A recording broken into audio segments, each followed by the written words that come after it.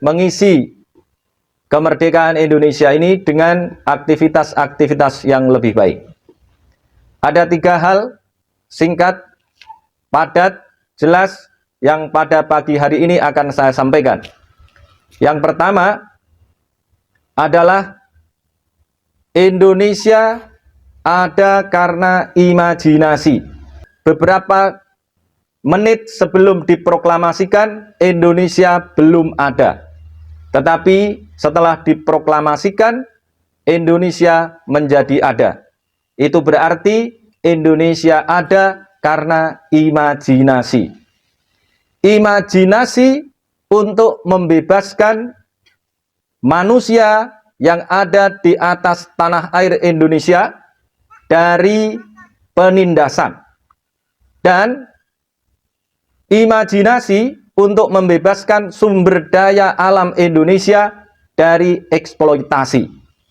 Karena itu, para mahasantri semua, tidak ada gunanya Indonesia merdeka kalau kita tidak menjadi SDM-SDM yang bisa mengelola sumber daya alam Indonesia. Yang kedua, Indonesia didesain oleh para pendiri negara Republik Indonesia sebagai nation state yang religius, bukan nation state yang sekuler yang dikonstruksi oleh masyarakat Barat Eropa, yang paradigmanya adalah memisahkan antara agama dengan negara.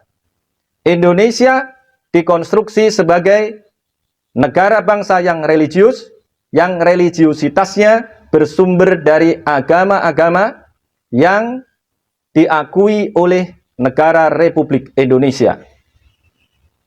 Karena itu, para mahasantri dan mahasiswa memiliki tugas mentransformasikan ajaran-ajaran agama kita ke dalam produk kebijakan politik kenegaraan.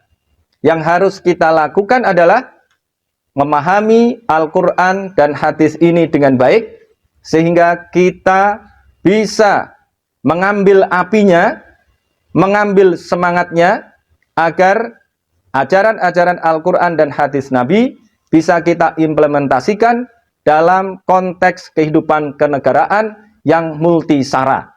Yang di dalam negara kita ini tidak hanya ada umat Islam, tetapi juga ada umat-umat yang lain.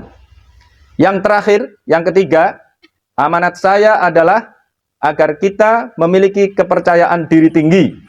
Kita terjajah karena kita mengidap yang disebut dengan inferiority complex atau kompleks rendah diri. Orang Indonesia dulu merasa bahwa mereka lebih rendah dibandingkan bangsa lain. Dalam konteks ini, bangsa dan umat di Indonesia ini mengidap 2 rasa rendah diri. Dalam konteks keagamaan, kita merasa rendah di hadapan orang-orang yang memakai jubah dan surban yang diidentikan dengan bangsa Arab. Kalau hanya sekedar memakai jubah dan surban, Abu Jahal dan Abu Lahab juga memakai jubah dan surban.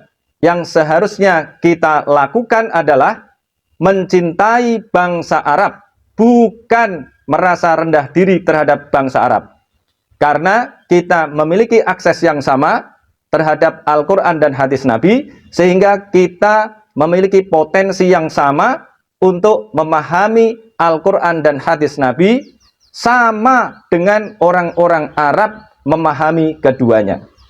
Yang kedua adalah inferiority complex atau kompleks rendah diri terhadap orang-orang Eropa, orang-orang Barat yang saat ini maju secara sains dan teknologi. Kedua-duanya ini harus kita hilangkan dengan cara meningkatkan kualitas diri kita, sehingga dalam konteks agama kita bisa memahami Al-Quran dan hadis dengan baik, dan dalam konteks sains dan teknologi kita bisa mengejar ketertinggalan kita yang sudah jauh sekali disebabkan orang-orang Eropa giat melakukan bacaan, giat melakukan penelitian atau riset, Sedangkan kita adalah orang-orang yang malas membaca dan malas melakukan riset. Setelah upacara kemerdekaan ini, kita harus meningkatkan aktivitas kita, meningkatkan semangat kita, agar kita bisa menghilangkan dua inferiority complex yang selama ini kita idap. Demikian yang saya sampaikan. Wabillahi taufiq wal hidayah. Wassalamualaikum warahmatullahi wabarakatuh.